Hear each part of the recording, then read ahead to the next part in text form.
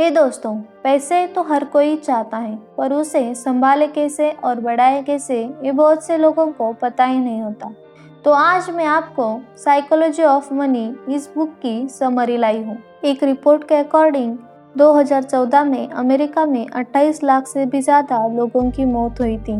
उनमें से एक इंटरेस्टिंग बात ऐसी थी कि बस 4000 लोग ऐसे थे कि उनकी नेटवर्थ $8 मिलियन से भी ज़्यादा थी और उनके अंदर एक आदमी थे जिनका नाम था रोनाल्ड रीड, जो एक हाई स्कूल ग्रेजुएट थे, जो 25 साल तक एक पेट्रोल पंप पे आम आदमी की तरह काम करते हैं।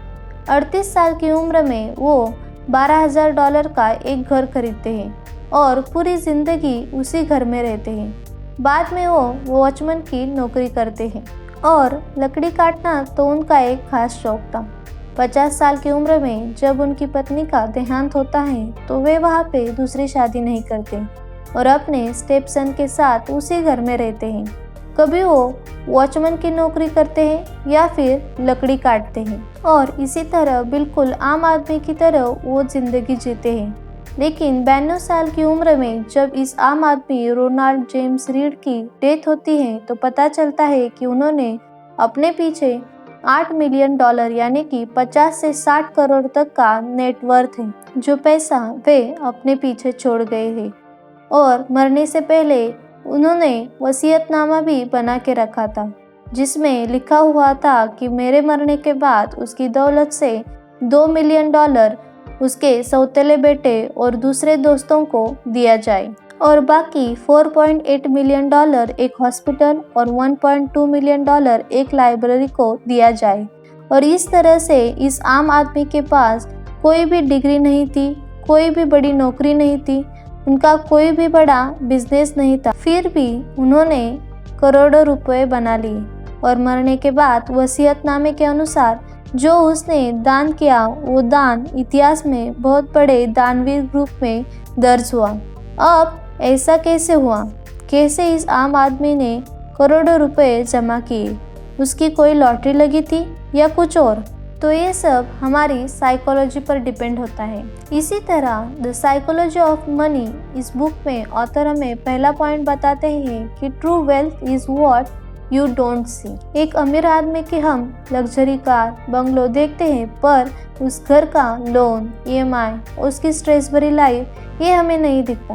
फिर जाने अनजाने में ये चीज़ें हमें गलत तरीके से सोचने पर मजबूर करती हैं। जब भी हम किसी अमीर आदमी को देखते हैं, जैसे उसके पास कोई लग्जरी कार हो या कोई वेकेशन पे गया हो, तो हम भी यही सोचते हैं कि मेरे पास भी ऐसी कोई कार हो या बंगलो हो जिससे मैं भी इतना रिच हो पाता।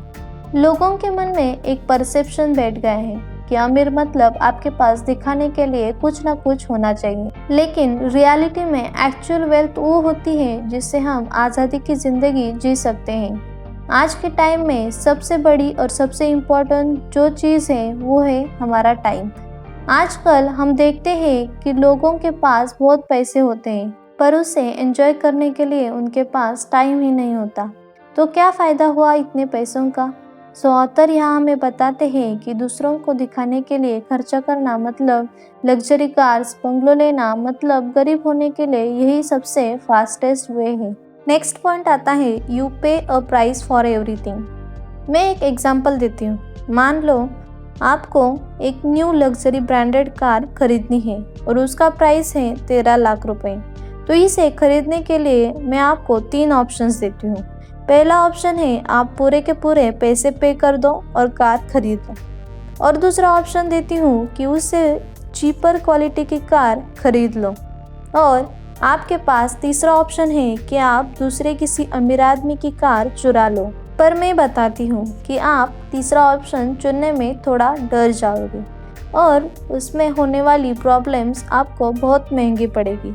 पर मान लो किसी ने गाड़ी चुरा ली, फिर चाहे उसे सज़ा हो या फिर नहीं, पर हम सभी यही कहेंगे कि उसने गलत डिसीजन ले लिया है, क्योंकि हमें पता है कि वो गलत है और उसके क्या परिणाम हो सकते हैं। इसलिए 99% लोग वो ऑप्शन नहीं चुनेंगे। उसके बदले वो कोई चीपर कार खरीद लेंगे या फिर थोड़ी और मेहनत करके वही कार खरीद लेंगे इससे हमें पता चलता है कि कोई भी वस्तु या चीज़ हमें फ्री नहीं मिलती, हमें उसके लिए कुछ न कुछ पे करना ही पड़ता है। इसे हम अब अपने ग्रोथ के पॉइंट से देखेंगे। तो जब आप इन्वेस्टमेंट करते हो तो ऑथर आपको दो ऑप्शंस देते हैं, यानी कि फर्स्ट ऑप्शन आता है इंडेक्स फंड्स, जिसमें आप अपने पैसे ऐसी जगह इन्वेस्ट करेंगे जहां आपको सबसे ज़्यादा लॉन्ग टर्म प्रॉफिट होगा, यानी कि अच्छे अमाउंट में रिटर्न्स मिलेंगे। पर आपको वो सीखना पड़ेगा। वो अच्छे से सीखने और समझने के बाद ही आपको वहाँ पे अपने पैसे इन्वेस्ट करने हैं, इसलिए आपको थोड़ा टाइम लगेगा, पर यह एक अच्छा ऑप्शन है। और दूसरा ऑप्शन ऑथर हमें बताते हैं कि आप अपने पैसे सेफ प्लेस मतलब बैंक एफडी या गोल्ड के फॉर्म में रख दो, पर आपको उसका कुछ भी प्रॉफिट नहीं होगा, बस आपके पैसे सेफ रहेंगे। और हमें पता है कि ज़्यादातर लोग सेकेंड ऑप्शन ही चुनते हैं, पर ऑथर सेकेंड ऑप्शन चुनने वाले लोगों को वो कार चुराने ऑप्शन के साथ कंपेयर करते हैं। इसका कारण यह है कि बहुत से लोग न्यू बंगलो, कार, वैकेशन और होटल्स में बहुत सारा खर्चा करते हैं, पर उसमें से थोड़ी सी भी इन्वेस्ट खुद पे नहीं करते। अमीर लोग उनके पैसे ज़्यादातर खुद पे इन्वेस्ट करते हैं, जिनसे उन्हें आगे चलकर बहुत ज़्यादा प्रॉफिट होता है। दूसरी तरफ गरीब लोग उन दिखाने वाले चीज़ों पर ज़्यादा इन्वेस्ट करते हैं, उन्हें वो चीज़ें बहुत ज़रूरी लगती हैं, इसलिए आज रिच लोग रिच हैं और गरीब लोग और गरीब बनते जा रहे हैं। ऑथर हमें यहाँ पे बहुत इम्पोर्टेंट पॉइंट बताते हैं कि growth is driven by compounding and it always takes time, but destruction is driven by single point of failures which can happen in seconds। इसका मतलब है कि आपके पैसे धीरे धीरे करके ग्रो होते हैं कंपाउंडिंग के थ्रू, लेकिन डिस्ट्रक्शन मतलब बर्बादी वो कुछ सेकंड में ही होती है। अब आपको डिसीजन लेना है कि पैसे को कैसे, कब और कहाँ इन्वेस्ट करें। थर्ड पॉइंट आता है getting wealthy versus staying wealthy. कुछ लोग पैसों को बराबर हैंडल नहीं करते हैं, तो वो लोग अमीर बनने की बजाय गरीबी को चुन लेते हैं। इसलिए ऑथर हमें बताते हैं कि रिच बनने से भी कठिन काम रिच रहना है, क्योंकि हमारे पास जब पैसे नहीं होते हैं तो हम उसे जहाँ ज़रूरत पड़े वही यूज़ करते हैं, पर जब पैसा बढ़ जाता है तो उसे सेल्फ कंट्रोल सीखना ही पड़ता है, नहीं तो आपको पता ही है कि हमारे पास पैसे आने के बाद कब ख़त्म हो जाते हैं, पता ही नहीं चलता।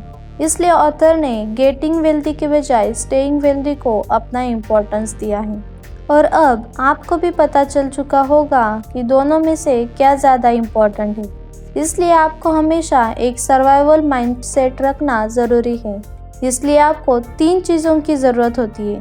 फर्स्ट नंबर पर आता है aim to be financially unbreakable, मतलब आप अपने आप को मेंटली और फाइनेंशियली इतना स्ट्रांग बना दो कि मार्केट साइकिल से आपको कुछ फ़र्क ही ना पड़े।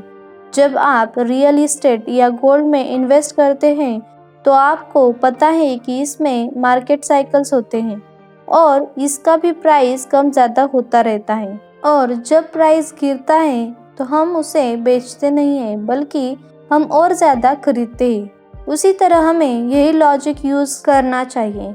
स्टॉक मार्केट और म्यूचुअल फंड से डरना नहीं है, बल्कि आपको उसे सीख के अपने प्रॉफिट के लिए यूज़ करना है। सेकंड पॉइंट आता है good plan leaves room for error.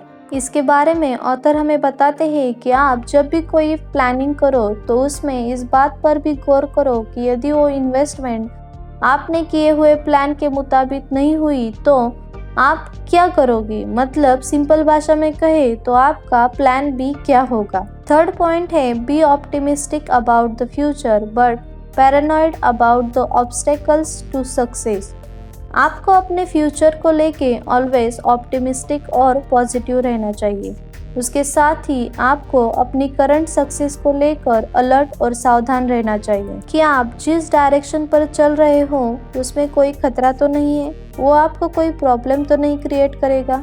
Example देते हुए ऑथर हमें रोनाल्ड रीड की कहानी बताते हैं, जो मैंने वीडियो के स्टार्टिंग में बता दी थी। और सेकेंड एग्जाम्पल ऑथर हमें रिचर्ड हुस्कोन के बारे में बताते हैं, जो दुनिया के सबसे टॉप कॉलेज हार्वर्ड यूनिवर्सिटी से पढ़ाई करते हैं। दुनिया के सबसे टॉप कंपनी मेरिल लिंच में काम करते हैं और एक अच्छी पोस्ट पे एग्जीक्यूटिव बनते हैं। पर उसने कर्जे की इतनी आदत डाल ली थी कि उसे 2008 में बैंकरप्ट से डिक्लेयर करनी पड़ी। गरीब से बुरी चीज़ क्या होती है कि आप अमीर बने और फिर से गरीब बने।